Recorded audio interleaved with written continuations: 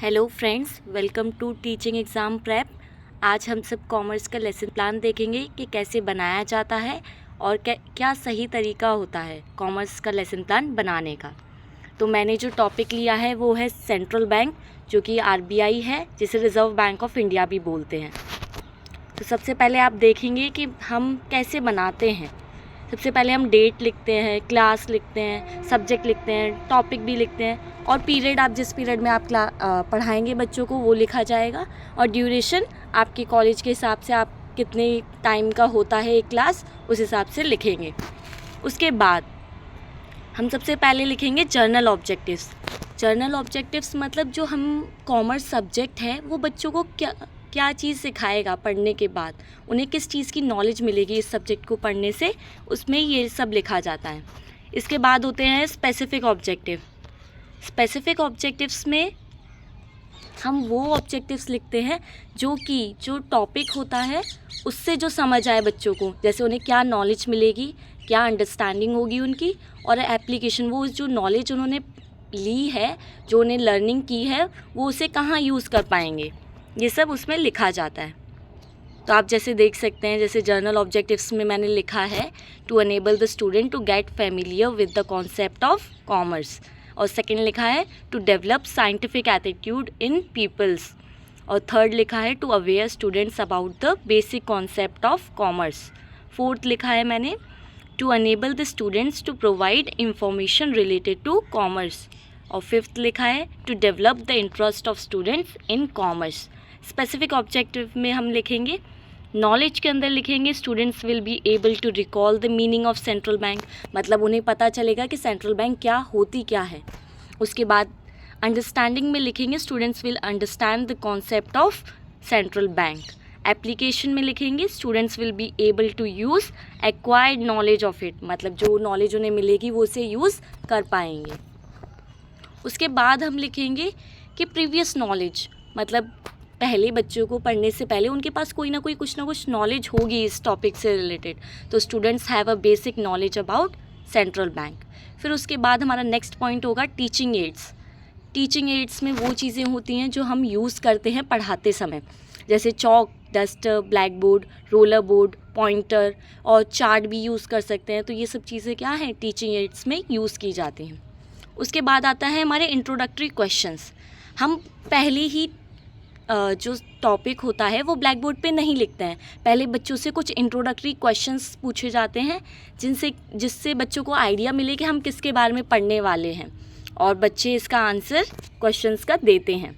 जैसे मैंने first question लिखा है, a financial institution which collect money and provide loan to the customer, what it is called. तो बच्चे बताएंगे कि उसे क्या कहते हैं, तो वो बताएंगे कि आंसर में बोलेंगे कि बैंक कहते हैं। उसके बाद नेक्स्ट क्वेश्चन है मेरा, name some of the banks you know. बच्चों को कौन कौन सी बैंक्स के बारे में पता है, तो बच्चे जैसे बताएंगे एसबीआई है, पंजाब नेशनल बैंक, आईसीआईसीआई है, और भी बहुत सारी बैंक्स होती हैं, उन सब के नाम बताएंगे। नेक्स्ट क्वेश्चन है मेरा, विच institution regulate all these banks. अब बच्चों से मैंने पूछा कि ऐसी कौन सी इंस्टीट्यूशन है जो कि इन बैंक्स को रेगुलेट करती है, तो बच्चों को अगर पता होगा तो वो बताएंगे सेंट्रल बैंक, अगर नहीं पता तो हम एज अ प्रॉब्लमेटिक क्वेश्चंस उसे छोड़ देंगे। फिर हमारा जो नेक्स्ट वो होगा स्टेटमेंट ऑफ एम, मतलब अगर बच्चों को नहीं पता तो फिर क्या करेंगे, हम उन्हें बताएंगे कि आज today we will study about central bank and its function. हम उन्हें बताएंगे कि आज हम सेंट्रल बैंक के बारे में पढ़ने वाले हैं और उसके फंक्शंस क्या होते हैं वो सब पढ़ेंगे। अब उसके बाद नेक्स्ट जो हमारा पॉइंट होता है वो होता है प्रेजेंटेशन। हम कैसे लेसन प्लान को प्रेजेंट करेंगे, ये सब चीज़ें उसमें दे रखी होती हैं। तो सबसे पहले हम लिखते हैं टीचिंग पॉइंट्स, फिर लिखते हैं हम प्यूपल टीचर एक्टिविटी जो कि हम पढ़ाएंगे वो, और स्टूडेंट एक्टिविटी कि स्टूडेंट क्या कर सकते हैं उस टाइम, वो चीज़ें, और टीचिंग मेथड, हम किस मेथड से बच्चों को पढ़ा रहे हैं वो चीज़ भी लिखा जाए। फिर ब्लैक बोर्ड वर्क, हम ब्लैक बोर्ड वर्क पे क्या क्या करेंगे वो चीज़ें भी लिखी जाती हैं। सबसे पहला पॉइंट है मेरा meaning and definition of central bank. तो हमने क्या पीपल टीचर एक्टिविटी में हम सबसे पहले लिखेंगे कि हमने सेंट्रल बैंक के बारे में, उसका मीनिंग, उसके बारे में बताएंगे कि क्या क्या होता है, बच्चों को थोड़ी नॉलेज देंगे। फिर हम उसकी डेफिनेशंस बताएंगे, और स्टूडेंट्स का क्या एक्टिविटी होगी कि वो ध्यान से सुनेंगे। और हम मेथड कौन सा यूज़ करें, लेक्चर मेथड। ब्लैक बोर्ड पे हम क्या करेंगे, सेंट्रल बैंक टॉपिक डालेंगे और उसके मीनिंग और डेफिनेशन बच्चों को नोट करने के लिए लिखेंगे।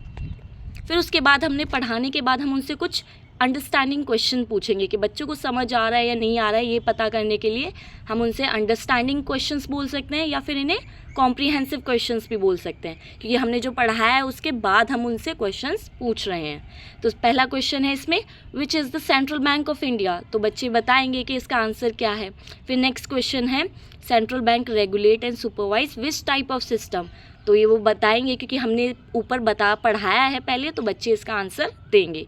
फिर नेक्स्ट क्वेश्चन हमारा ये होगा जो कि हमारे नेक्स्ट टॉपिक से रिलेटेड होगा, नेक्स्ट पॉइंट जो हम पढ़ाने वाले हैं उससे रिलेटेड होगा, जिसके बारे में बच्चों को ना पता हो। जैसे हाउ वॉज इट इस्टेब्लिश्ड, मतलब जो सेंट्रल बैंक है वो कैसे इस्टेब्लिश्ड हुई, बच्चों को कैसे पता होगा। तो हमारा जो ये क्वेश्चन होगा बच्चों को उसका आंसर नहीं पता होगा। और ये मेथड कौन सा है, क्वेश्चन एंड आंसर मेथड। अब इसके बाद नेक्स्ट पॉइंट जो है जो हम बच्चों को पढ़ाएंगे वो होगा हमारा establishment of reserve bank of India, कि रिज़र्व बैंक ऑफ इंडिया कैसे बनी, हम ये बच्चों को बताएंगे पूरा अच्छे से। उसके बाद इसमें क्या होगा, बच्चे क्या करेंगे, ध्यानपूर्वक सुनेंगे, अच्छे से ध्यान से सुनेंगे कि क्या पढ़ाया जा रहा है। हमारा मेथड लेक्चर मेथड बोल सकते हैं या फिर एक्सप्लेनेशन मेथड बोल सकते हैं, कि हम उसे पूरा एक्सप्लेन करके बताएंगे कि कैसे कैसे आरबीआई की एस्टेब्लिशमेंट हुआ। ब्लैक बोर्ड वर्क में हमारा क्या होगा कि एस्टेब्लिशमेंट ऑफ आरबीआई हम टॉपिक डालेंगे और फिर उसके अंदर लिखेंगे। अब उसके बाद जब हमने पढ़ा दिया ये टॉपिक पॉइंट, उसके बाद हम उनसे क्वेश्चंस पूछेंगे कि उन्हें समझ आया है कि नहीं आया। जैसे मैंने इसमें लिखा है नेम ऑल 3 प्रेसिडेंसी बैंक्स, तो वो बैंक के नाम बताएंगे कौन कौन सी थी। फिर उसके बाद नेक्स्ट है मेरा question, which commission recommended for the establishment of reserve Bank of India, तो बच्चे बताएंगे क्योंकि हमने पहले उसे पढ़ा चुका है। नेक्स्ट जो हमारा लास्ट क्वेश्चन ऐसा होता है जिसका आंसर बच्चों को नहीं पता होता है और वो हमारे नेक्स्ट टॉपिक से कनेक्टेड हो। तो हमारा मेरा लास्ट क्वेश्चन क्या है इसमें, what are the functions of central bank of India, तो इसमें बच्चों को नहीं पता होगा कि उन्हें अभी पूरी अच्छे से नॉलेज नहीं है तो वो अच्छे से नहीं बता पाएंगे। हमारा मेथड कौन सा है, क्वेश्चन आंसर मेथड। अब ये establishment of reserve Bank of India है कि कैसे कैसे वो इस्टेब्लिश हुई, हम उन्हें ब्लैक बोर्ड पे एक चार्ट के थ्रू बताएंगे तो थोड़ा इंटरेस्टिंग भी होगा और बच्चों को अच्छे से समझ भी आएगा। तो आप ऐसे उसमें लिख सकते हैं। उसके बाद जो मेरा थर्ड पॉइंट है उसमें हम functions of central bank of India बताएंगे कि उनके फंक्शंस क्या होते हैं और वो कैसे वर्क करती है। तो पहला हमारा पॉइंट है इसमें इशू ऑफ करेंसी, और सेकंड पॉइंट है banker to the government, third point है बैंकर्स बैंक एंड सुपरवाइज़र, और फोर्थ पॉइंट है controller of credit and money supply, and fifth point है custodian of foreign exchange reserve. ये हमने उन्हें functions बताए और वो अच्छे से समझेंगे। इससे स्टूडेंट्स का क्या काम होगा, वो सुनेंगे और समझेंगे।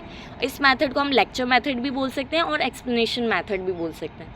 और इसमें हम ब्लैक बोर्ड पे क्या करेंगे, उन्हें फंक्शंस लिख के बताते जाएंगे, जैसे जैसे हम बताते जाएं वैसे वैसे हम लिखते जाएंगे। उसके बाद कुछ अंडरस्टैंडिंग क्वेश्चंस हम उनसे पूछेंगे, जैसे मैंने इसमें पूछा है name some functions of central bank of India, मतलब हम क्या क्या उनके फंक्शंस है कुछ बच्चे एक एक करके बताएंगे। और ये मेथड कौन सा है, क्वेश्चन आंसर्स मेथड। और मेरा लास्ट क्वेश्चन क्या है, in which year Reserve Bank of India nationalised, ऐसे करके हम क्वेश्चंस पूछते हैं और ऐसे लेसन प्लान बनता है।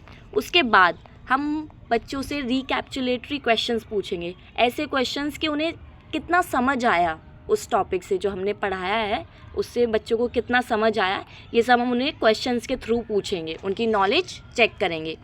फिर उसके बाद हम उन्हें कुछ होमवर्क के लिए क्वेश्चंस देंगे कि बच्चे लिख कर लेकर आए, उन्हें समझ कितना आया हम देख सकेंगे इससे। तो हम उन्हें क्या है, होमवर्क के लिए कुछ क्वेश्चंस देंगे।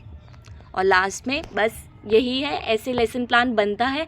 अगर आपको अच्छे से पता चल गया हो तो अब आप नेक्स्ट टाइम जो भी लेसन प्लान बनाएंगे आपको आइडिया पता है कैसे बनता है, आप आराम से बना सकते हैं। अगर आपको ये वीडियो अच्छी लगी हो तो प्लीज़ इस चैनल को लाइक करें, सब्सक्राइब करें और कमेंट करें।